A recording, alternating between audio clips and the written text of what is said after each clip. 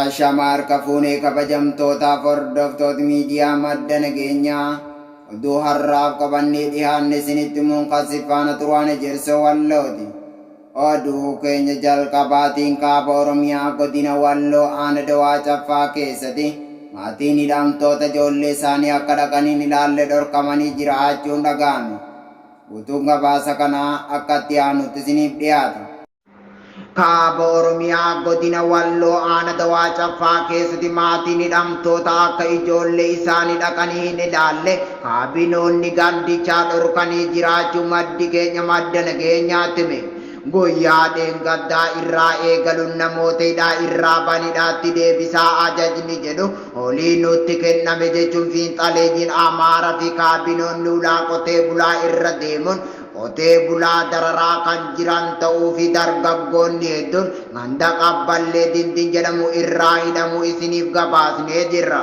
Haaluma kanaan Aanaa Dawaa Caffaa ganda Goodaa jedhamu irraa maatiin hidhamtoota ilmaan isaaniidhaa keessatti dararamaa jiran gaafachuuf yoo deeman akka ijoollee isaanii mana hidhaa keessa jiran waliin argine dhorkamanii ari'amuu maddeen keenya garasiirraa odeeffannee jirra. Qotee bulaan Oromoo Walloo sababa garaagaraatiin doorsifamaa jiraachuun dhaga'ame akkasumas sababa namoota hidhaa irraa banidhaatti deebisaa jedhuun yaaddoo keessa gallee jirra jechuun irra deddeebiin dubbataa jiraachuun beekamaadha. Adda Bilisummaa Oromoo ibsa baaseen gocha gara jabina Yuunivarsiitii Boongaa keessatti barattoota Oromoo irratti raawwatame gadi jabeessinee balaaleffanna jedhe. Bal'inasaa Abdallaa Meewaan qindeeffate qaba. Gocha gara jabinaa Yuunivarsiitii Boongaa keessatti barattoota Oromoo irratti raawwatamaa jiru gadi jabeessinee balaaleffanna. Ibsa Adda Bilisummaa Oromoo dhagaya tokko 2022 tibba kana akka odeessi deddeebisee arganneetti Yuunivarsiitii Boongaatti barataa waggaa tokkoffaa muummee saayinsii uumamaa naachuraal saayinsii kan ta'e barataa Darajjee Maammoo jedhamu dhalootaan godina Iluu Abbaa Booraa ona bachoo ta'e fannifamee ajjeefamuu reeffisaa argamee jira. Ajjeefamuu barataa kanaa hordofee barattoonni Oromoo Yuunivarsiitii Boongaa baratan kun akkamitti ajjeefame kan jedhu wal qabsiisanii gaaffii mirgaa gaafatanii jiran. Osoo barataa Darajjeen ajjeefamaniin dura akka hubatametti sodaachisii fi rakkoon nageenyaa barattoota Oromoo irra dhaqqabaa ture. Sababa Oromoo ta'an qofaaf miiraa fi hamilee isaaniitiin tuquuf nama afaan Oromoo dubbatu arginaan ni reebu. Isin shanee aachiin jechuun hidhattoota mooraa Yuunivarsiitii fi hawaasa naannoo irratti kakaasuu yaaluun dhiibbaa jabaa irraan ga'aa turan. Barataan Oromoo barnootaaf ba'e qalbii guutuudhaan barnoota isaa akka hin hordofneef dhiibbaan qalbiif doorsa irratti deemsisamaa ture. Kun osoo kanaan jiru barataa Darajjeen fannifamee ajjeefamuun gaaffii dabalataa fi aarii gocha gara jabinaa fi bineensummaa kana irraa maddeen barattootatti uumee jira.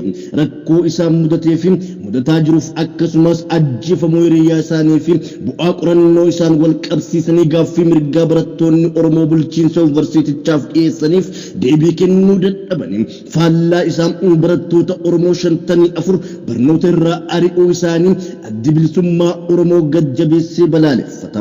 Ilmaan Oromoo waan afaan Oromoo dubbataniif qofa mataa gadi qabachiisuuf jecha shanee jedhu yakka godhanii isin shaneedhaa ittiin jechuun doorsisuu fi barnoota irraa yakka tokkoon maleetti ari'uun Yuunivarsiitii Boongaa fi hooggansi isaa seeraa fi seenaan kan gaafachiisu waan ta'eef bulchiinsi Yuunivarsiitichaa dogoggora kana saffisaan sirreeffatuun barattoonni barnoota isaaniitti akka deebi'aniif ABO'n gad jabeessee gaafata. Murni qawwee fi dinagdee of harkaa qabu yeroo bittaaf umurii isaa sirna isaa dheereffachuuf wal shakkii fi wal dhabbii uummattoota cunqurfamoo gidduutti uumuun dantaa siyaasaa argachuuf shiraxatu irraa dhaabbachuu qabaa jenna. Addi Bilisummaa Oromoo ABO'n bakka hundaatti lubbuu ilmaan Oromoo irratti diraamaa guyyaa guyyaan dalagamaa jiru cimsee balaaleffata. Addatti ajjechaan barataa Darajjee Maammoo irratti raawwatame qoratamee dhugaan jiru akka ummataaf ifa ta'u gaafata. Barattoonni barnoota isaanii irraa seeran ala ari'ataman Yuunivarsiitiin Boongaa akka barnoota isaaniitti deebisu irra deebiin gadi jabeesseen gaafata. Gaaffiin barataan gaafate gaaffii mirgaa fi hamilee ta'uun beekame gaaffii gaafataniif toominaan deebisu darbees yakka lubbuu baasuu raawwatame bifa ogummaan qoratame barattootaaf maatii barattootaaf uummata bal'aaf deebii ifaan akka kennamu irra deebinee gaafachaa kanneen yakka kana keessa harka qabanii fi barattoota irratti doorsisa dhaqqabsiisan adda ba'anii seeraan akka gaafataman gaafanna. Uummata Oromoof obbolaa kan ta'an hawaasni naannoo yuunivarsiitii Boongaa fi naga jaallattoonni barattoota Oromoo obboloota keessan ta'an sababa Oromoo ta'an qofaaf dhiibamuu rakkoo keessa jiran eeggannoo fi aantummaa maatii akka gootaniif kabajaan isin gaafanna.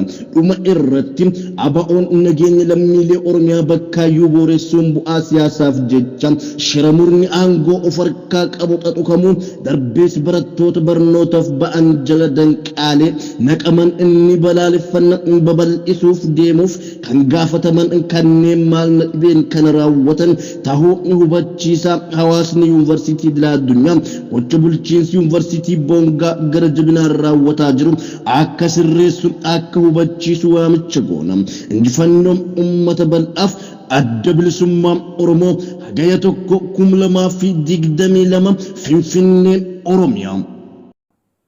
Ameerikaan hoogganaa Alqaayidaa Ayman al-Wazir ajjeesuu ishee beeksistee jirti.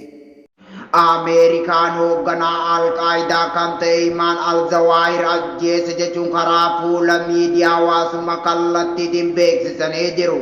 Pireezidaantii Joo Baayiden magaalaa guddoo Afgaanistaan kan taate Kaabul keessa haleellaa diroonii gaggeeffameen hoogganaa Alqaayidaa kan ta'e Ayman al-Zawaahir ajjeesuu ishee beeksistee jirti.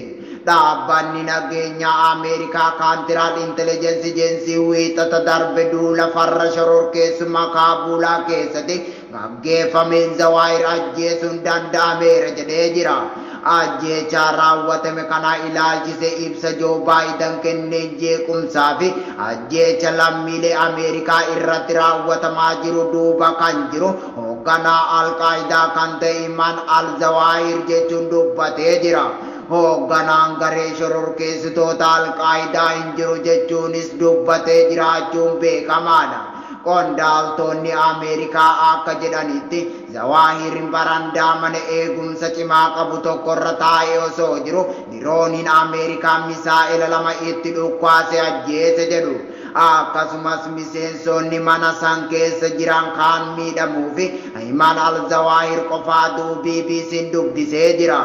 Hoogganaa Alqaayidaa waggoota dheeraaf Ameerikaan akka barbaadaa turtes kan yaadatamuudha. Gareen Alqaayidaa kana Osmaan bin Laadin ergaa du'e as Ayman al-Zawaahir hoogganaa akka jirus beekamaadha.